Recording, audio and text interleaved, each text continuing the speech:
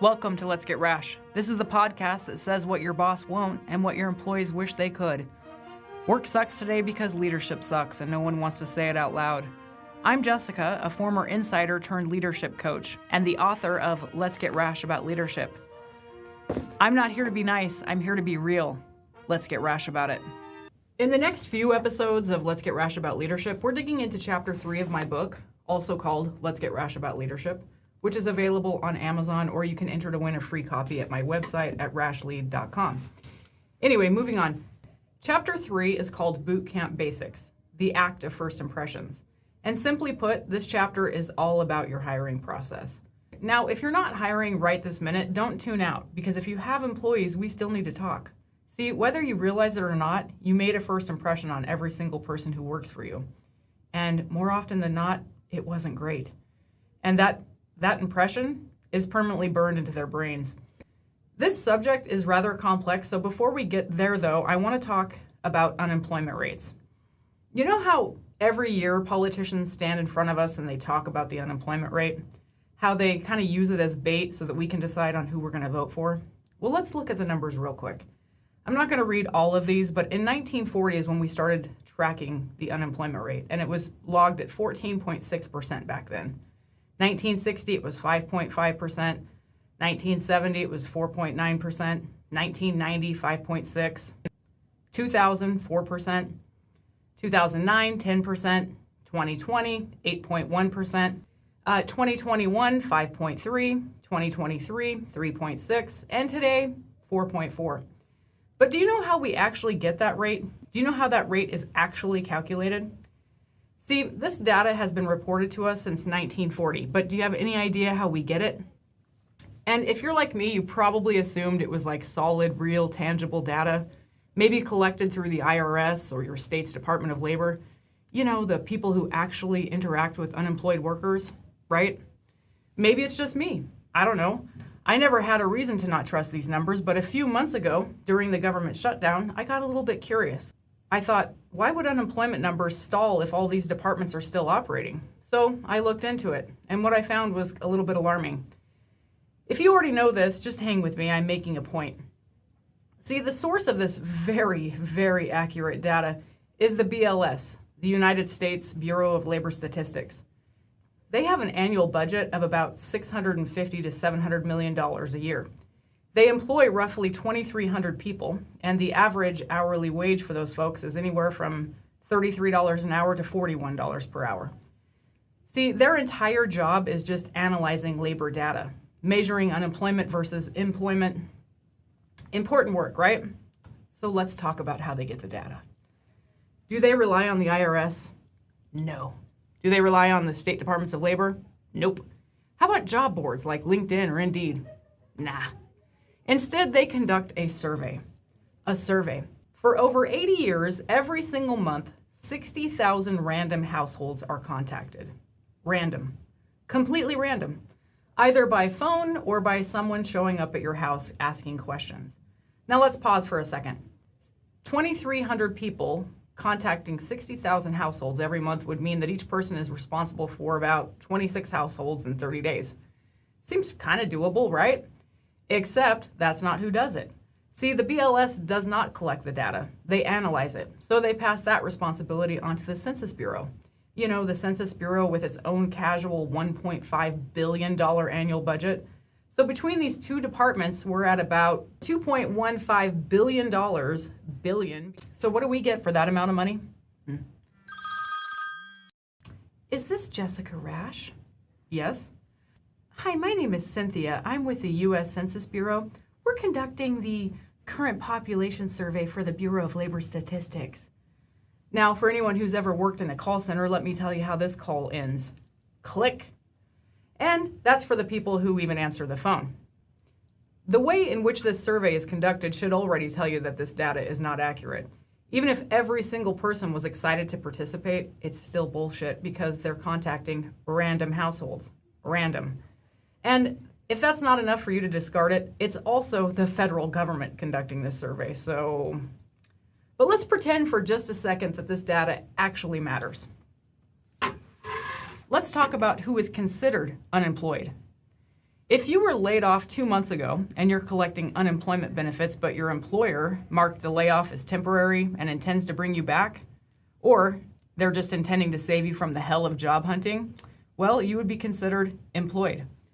If you were making $150,000 a year at, say, UPS, but you got laid off 6 months ago, and you've applied to 370 jobs, but you got nowhere, and now you're working at Best Buy making $35,000 a year and driving DoorDash at night, well, you would be considered employed. If you lost a job, stopped applying, and now you're selling stuff on eBay, driving Uber part-time and babysitting occasionally, well, you would be considered employed. If you are completely unemployed, bringing in zero income, but you haven't actively looked for work in the last 4 weeks, you are not considered unemployed. See, this survey makes zero room for underemployment. Any job counts. Doesn't matter if you went backwards financially, because no one cares. Now, they do technically track underemployment. It's called U6 data, but that number is never publicly emphasized and it's rarely discussed. And honestly, given how it's collected, I don't give a shit about that number either. But just to show you the gap, the most recent unemployment rate was reported at 4.4%, which equals about 7.4 million people. The U6 number, the one that tracks underemployment, drum roll please, 8.4%. That's roughly 14.1 million people. That's a huge difference. See, we have plenty of evidence that proves that polls are, sorry to overuse this, but bullshit. So where should we start? Let's go old school. In 1948, millions of people were surveyed and asked a simple question. Who's going to win the presidential election? Thomas Dewey or Harry Truman? Survey says Thomas Dewey. But that would be the wrong answer, so big red X. We already know who the winner was. It was Harry Truman. Let's keep playing. Coca-Cola surveys 200,000 people on a brand new formula in the 80s. Survey says, we love it. We prefer the new Coke. Coke rolls it out. And the real world answer, big red X. Public revolt, massive backlash. New Coke gets killed. Let's do a couple more. This is fun. Before Apple launches the iPhone, they float the concept to the public. Survey says, way too expensive. I'd never buy one of those. Absolute garbage. Wrong answer, big red X. Apple launches it anyway, and well, we all know what ended up happening after that. Let's do one more. You'll remember this one. Hillary Clinton versus Donald Trump. Here comes the polls. Survey says, hello, President Hillary Clinton. But, yeah, no. See, the polls are wrong again. So again, for $2.15 billion between these two federal departments employing roughly 15,000 people, I don't know, call me a Looney Tune if you want, but I guess I was expecting a little more accuracy when it comes to gathering this information. And honestly, I want to go a step further. As someone who's pretty anti-AI job replacement, this is one area that I would be totally fine handing over to the artificial intelligence world. See, for folks actually living life on job boards and those who are studying the market, they know the unemployment rate is much higher than 4%. See, this is nothing more than a political talking point for both, brace yourself, Democrats and Republicans. Well, Jessica, this isn't the company's fault. True, but here's why you should care. Job seekers aren't just competing against a few other applicants anymore. They're competing against thousands of people. They're also competing against automated screening bots, ghost jobs, and now reverse recruiters that job seekers are now paying thousands of dollars just to jump the line. Even the same trusty government data admits that it takes about 6 months to land a job. And if we're going to be honest about those government polls, how they tend to age, we can probably go ahead and pad that timeline with a few more months. So no, this isn't about blame, it's about reality. The current computerized digital-first hiring system is broken. And if you're an employer who actually wants great people, it's time to rethink how you guys are hiring. So that official unemployment rate, complete, utter, no good line garbage. And you know what? I'm done with it. Let's move on. Let's talk about some real numbers that people actually care about. Today, the average annual income in the United States is $60,000. And if we hold out our taxes, we can expect 75% of that number. So let's take out So let's take that 60 grand, pull some taxes from it, and look at the monthly income. We're going to be generous and call it $4,000 a month take home. See, many financial planners suggest the 50-30-20 rule, meaning that 50% of your income needs to go to needs like housing, food, transportation. 30% should go to your wants like eating out or entertainment. And 20% should go to savings or debt. So on our $4,000 a month, that means that $2,000 should cover all of those needs. Let's see how we do. Let's put ourselves in the shoes of an average American right now. And for this scenario, we're talking about a single individual. Rent on average is $1,600. The apartment we rent forces us to have renter's insurance. We are also billed monthly for water, sewer, trash that no one can seem to give us an accurate reading on since our apartment doesn't even have its own water meter, but I digress. We are forced into a program to replace our own air filters that cost $20 a month. We're charged $3 just to pay our rent through the app. The parking spot that more often is taken by someone else, we pay $35 for. And in a moment of weakness, don't judge us, we wanted to have some semblance of a normal life, so we got a cat. We could have lied and gone the service animal route, but we believe in doing the right thing, so because of the cat, we have to tack on another $50 in pet rent.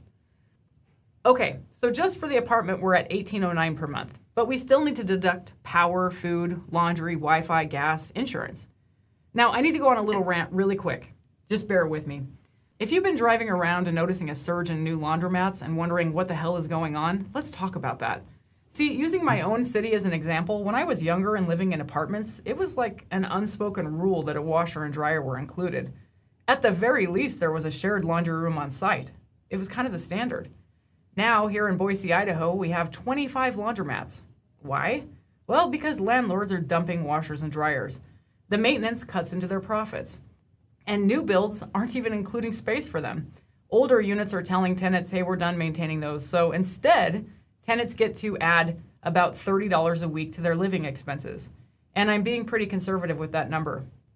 I personally went almost a year without a washing machine and dryer a couple years ago when we were remodeling our home and we used laundromats. I was floored. It's all high tech now. Debit card operated, $12 to $15 a load. So let's do that math. Laundry, $120 a month. Power, around $70. Cell phone, $100. Food, let's do $350, and that's really on the thrifty side. Now we're already at $640. All of those expenses total about $2,500 a month. Oh, but wait, we've got a car payment that's $532 a month, plus auto insurance at $180 and gas at $204. $916 plus $2,500 for living. Now we're at $3,416.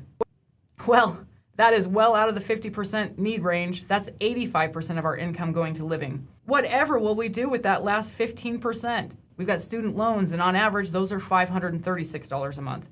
After making the student loan payment, we now have $48 left over. I guess we can add that to our wants. Woohoo! Let's party. And then, on the weekends, we get to go sit at family dinners and be lectured about how we just need to save better.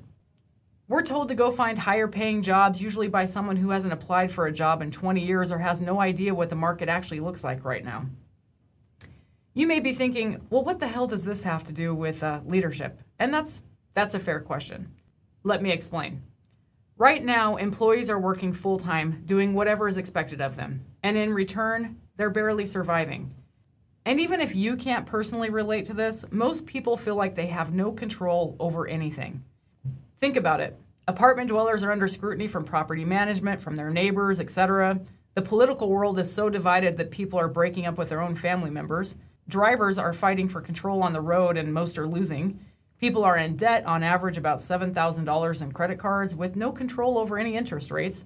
Car loans are outrageous. Scams are everywhere. The promise of, hey, get rich quick, only makes some people worse off.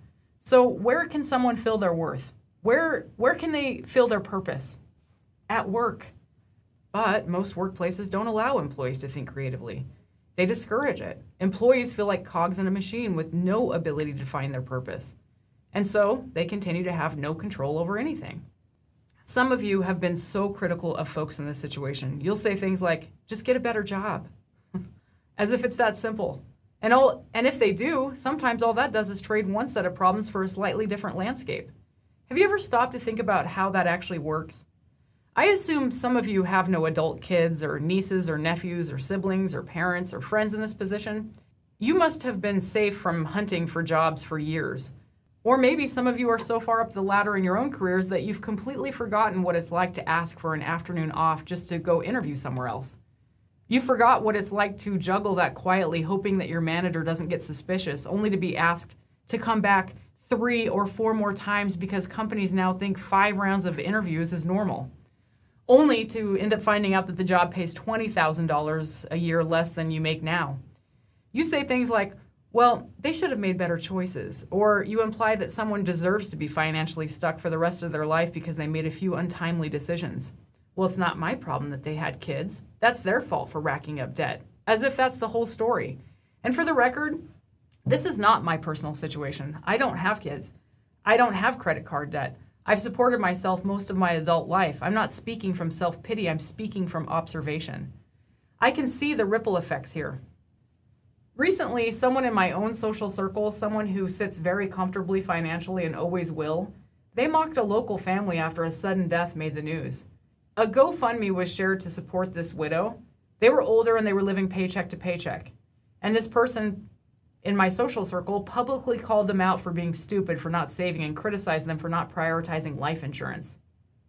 Are you freaking kidding me? Life insurance? Life insurance is great, but it is the first thing to go when you can't pay your bills. Come down to reality. I'm not some social activist waving a banner. In fact, I am far from it, but some of you need to climb down from that golden horse and look what's actually happening around you. Let's check in with what Dave Ramsey had to say at a conference recently. Roll the clip. Easy to feel like the deck is stacked against you. We hear it every day. House prices are through the roof. Inflation's killing the American dream. The job market. You know, you can't get a job in America today. And if you did get a job, AI'd steal it from you. Wages are stagnant. Tariffs are toppling the entire economy. The voices, the loud, the TikTok, the chaos, the white noise of negativity.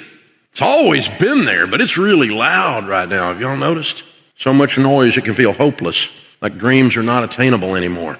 And yet, I keep running into people that are doing it anyway. Oh, bravo, Dave. Bravo. Using that 50-30-20 rule we mentioned earlier, if someone is spending $5,000 on entertainment in a month, that means that $5,000 is 30% of their income. Well, that would put them in like a $16,000 a month range, roughly about $200,000 a year.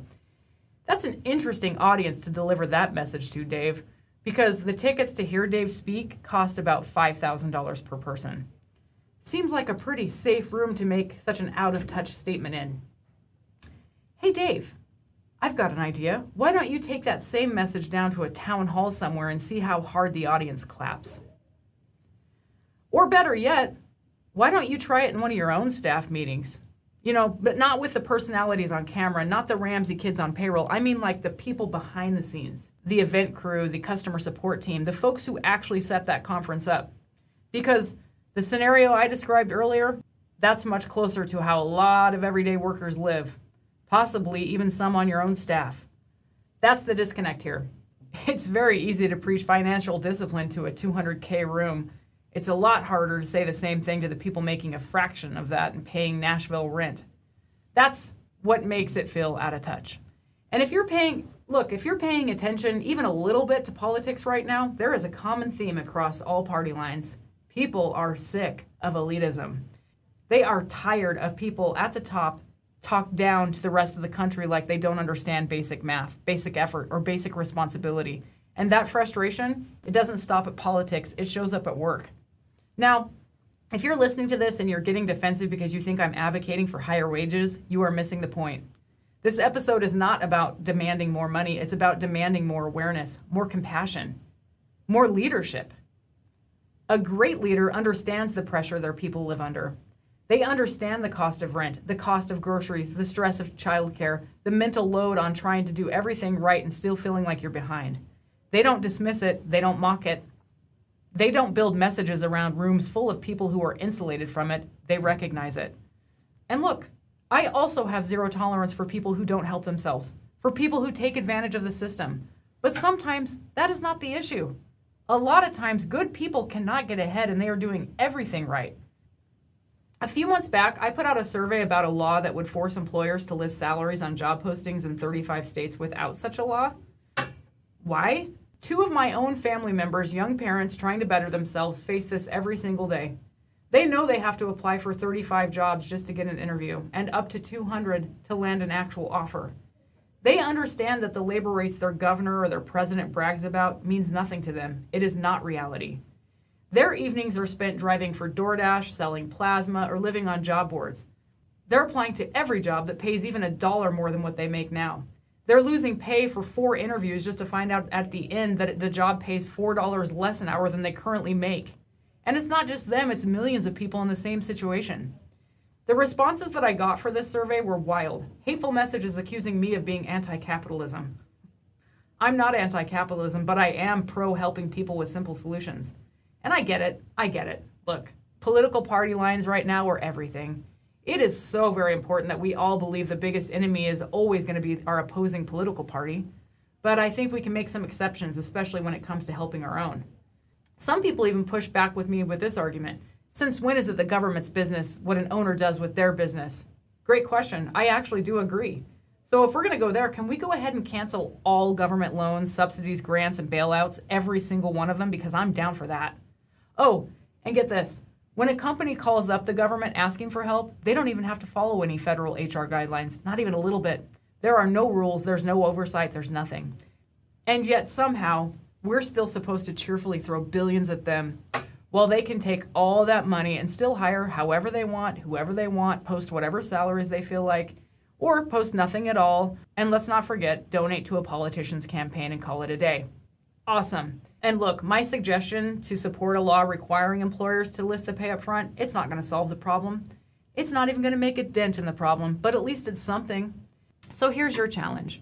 I want everyone listening to go apply for 10 jobs this week, whether you actually need one or not. You hate your current job? Even better, because this is an eye-opening experience and it'll help you appreciate the one you've got. Here's the test. Apply only to jobs paying more than what you make right now. Tailor your resume for each one, research the companies, try to decipher if they're real or a scam. Follow every single instruction in the job posting, set a timer and see how long it takes. Make it fun, really enjoy the thrill of jumping through all those hoops. Then come back to me and tell me how motivated you are and how easy it was, how simple the process felt, when the only ones you heard back from were pyramid schemes. Check out my video, Hell's Hiring Process, for tips and tricks. Good luck. Thanks for listening to this episode of Let's Get Rash. Please like, subscribe, comment, GIF, all those types of things. Let me know what you think. And truly, from the bottom of my heart, I appreciate your support more than I can ever put into words. Have a great day.